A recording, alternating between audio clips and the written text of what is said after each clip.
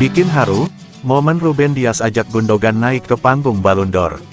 Momen haru terjadi di malam penganugerahan Ballon d'Or 2023 yang digelar pada Selasa, tanggal 31 Oktober tahun 2023 WIB. Bek Manchester City Ruben Dias yang tampak lupa jika Ilkay Gundogan bukan lagi sebagai punggawa The Citizens. Kejadian tersebut terjadi ketika Manchester City dinobatkan sebagai pemenang penghargaan Club of the Year 2023.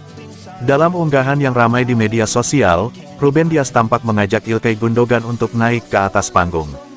Terutama setelah klub berjuluk The Citizens itu memenangkan penghargaan Club of the Year 2023. Namun, Ilkay Gundogan tampak tersenyum dan langsung menepuk lengannya Ruben Dias yang hendak naik ke atas panggung bersama Rodri.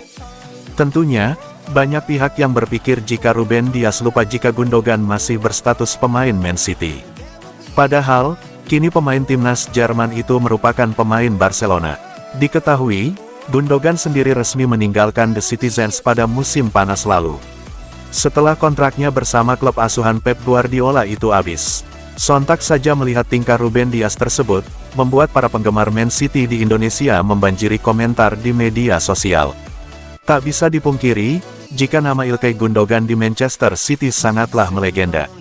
Pasalnya, pemain berusia 33 tahun itu telah berkontribusi lebih untuk klub yang bermarkas di Etihad Stadium. Selama memperkuat The Citizens selama 7 musim, Gundogan telah mencatatkan 304 penampilan dan mencetak 60 gol bagi Man City di semua kompetisi. Selain itu, ia juga sukses memenangkan 14 trofi bersama City termasuk 5 gelar Liga Inggris dan 1 gelar Liga Champions.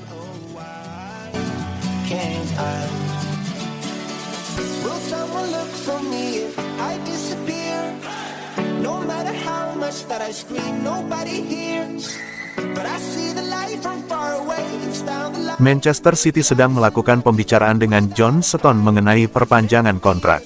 Bos di Stadion Etihad sedang dalam pembicaraan dengan John Stones mengenai perpanjangan kontraknya di Manchester City, menurut laporan baru minggu ini. Pemain berusia 29 tahun ini telah menjadi bagian integral dari metode bermain Manchester City selama beberapa musim terakhir, dengan peran pentingnya bagi tim semakin meningkat selama musim perebutan treble pada 2022-23.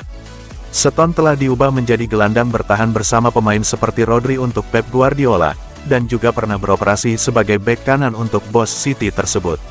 Itu mengikuti periode sukses John Stones sebelumnya untuk Manchester City, ketika mantan bek tengah Everton itu membentuk kemitraan yang hebat bersama Ruben Dias sebagai pasangan bek tengah. Kini, Manchester City diharapkan menyadari pentingnya kedua Stones bagi skuad serta memberikan penghargaan atas perkembangannya di bawah asuhan Pep Guardiola, saat mereka berupaya mengamankan masa depan jangka panjangnya di Stadion Etihad. Hal ini menurut informasi dari Steve Kay dari Football Transfers, yang melaporkan bahwa Manchester City kini sedang dalam pembicaraan dengan Stones mengenai perpanjangan kontrak yang dapat membuat pemain internasional Inggris itu tetap berada di Stadion Etihad setidaknya hingga tahun 2027. John Stones adalah salah satu pemain favorit Pep Guardiola di Manchester City, ungkap laporan tersebut, dan pelatih asal Katalan tersebut sangat ingin memastikan masa depan jangka panjang bek serba bisa itu tetap berada di klub.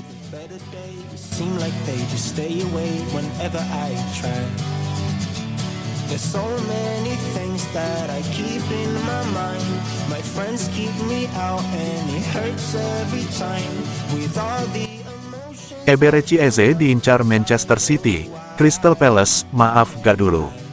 Pelatih Crystal Palace, Roy Hodgson buka suara terkait rumor ketertarikan Manchester City terhadap Eberechi Eze. Ia memastikan The Eagles akan melakukan segala cara untuk mempertahankan sang penyerang dari kejaran The Citizens. Seperti yang sudah diketahui, Eze adalah salah satu pemain krusial Crystal Palace saat ini. Ia menunjukkan performa yang apik di lini serang The Eagles. Performa apik sang pemain menarik perhatian Manchester City. Pep Guardiola ingin memboyong sang pemain ke Etihad Stadium di musim dingin nanti. Baru-baru ini, Hodgson dimintai tanggapan mengenai spekulasi masa depan Eze. Ia optimistis sang pemain bakal mau bertahan di Selhurst Park. Kepada The Athletic, Hodgson menekankan bahwa pihaknya optimistis Eze tidak akan tergoda untuk pindah ke City. Ia menilai sang penyerang punya komitmen penuh untuk menjadi bagian dari Crystal Palace untuk jangka waktu yang lebih lama. Hodgson juga menyebut bahwa Palace benar-benar serius ingin mempertahankan Eze. Ia memastikan bahwa timnya sedang mengupayakan agar sang penyerang memperpanjang kontraknya bersama tim London Selatan tersebut. Kami sangat optimistis bahwa Eze akan berkomitmen melanjutkan masa depannya di klub ini. Pihak klub sedang bekerja keras untuk memperbaharui kontrak Eberechi Eze. Kami optimistis bahwa dia bakal memperpanjang kontraknya dalam waktu dekat ini.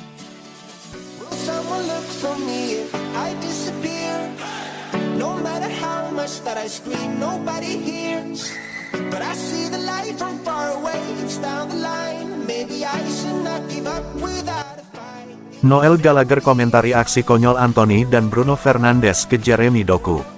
Noel Gallagher mengolok-olok kekalahan Manchester United di derby Manchester. Ex-personel Oasis itu terutama mencemooh beberapa pemain setan merah. Man United dipermalukan Manchester City di Old Trafford akhir pekan lalu. Tim tuan rumah dipermak rival satu kotanya 3 gol tanpa balas. Erling Haaland jadi bintang kemenangan Man City lewat 2 golnya. 1 gol The Sky Blues lainnya disumbang Phil Foden. Manchester United memang benar-benar tak berkutik di hadapan Manchester City. Pasukan Erik ten Hag cuma bikin 7 shoots, 3 on target, dan 39% penguasaan bola, kalah jauh dari Man City yang membukukan 21 tembakan, 10 on target, dan 61% ball possession. Kekalahan telak Manchester United dari Man City dicemooh Noel Gallagher. Musisi sekaligus fans The Citizens ini menilai setan merah sudah jauh tertinggal ketimbang tim jagoannya. Saya tidak berpikir City menjadi lebih baik, saya pikir United, jika mereka benar-benar payah, maka pada penampilan kemarin.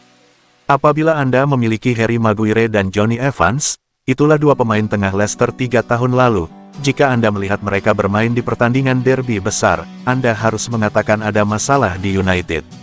Gallagher terutama menyoroti aksi konyol Anthony yang mencoba memprovokasi penyerang Man City, Jeremy Doku. Dia juga mengkritik Bruno Fernandes yang disebutnya tak pantas menjadi kapten Man United. Saya tidak pernah menilai manajernya, dia Ten Hag sepertinya tidak bisa menginspirasi saya di ruang ganti. Lalu, Anda memasukkan Anthony dan dia berperilaku seperti orang dungu. Bruno, saya heran bagaimana bisa dia tidak mendapat kartu kuning di setiap pertandingan setelah semua perdebatan dengan wasit. Dia selalu berada di telinga wasit, dia menantang setiap keputusan, itu sangat menjengkelkan, dan dia bahkan tidak sebagus itu.